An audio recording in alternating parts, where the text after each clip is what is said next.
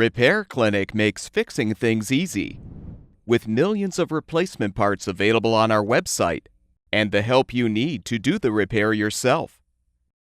Since we encourage you to perform this repair safely, a warning icon will appear when you should use caution.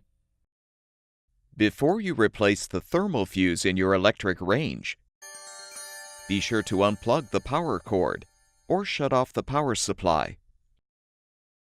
Pull the range away from the wall so you can access the rear of the appliance. Using a Phillips head screwdriver, unthread the 3 screws to release the left side stop bracket.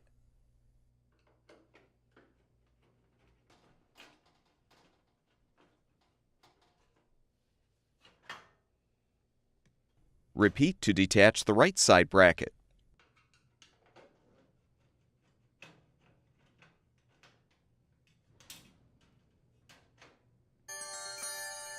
Now lift the upper rear access panel up, then tilt forward to remove.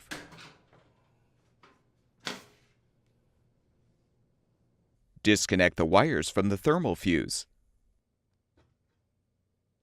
Unthread the mounting screw to release the old fuse. Install the new thermal fuse by aligning it on the rear panel, then thread the screw to secure.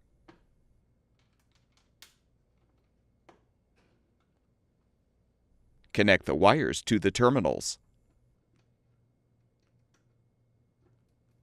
Reinstall the upper rear access panel by inserting the bottom tabs into the slots in the lower access panel.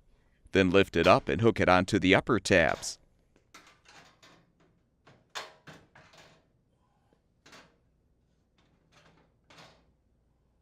Realign the 2 stop brackets and thread the screws to hold them in place.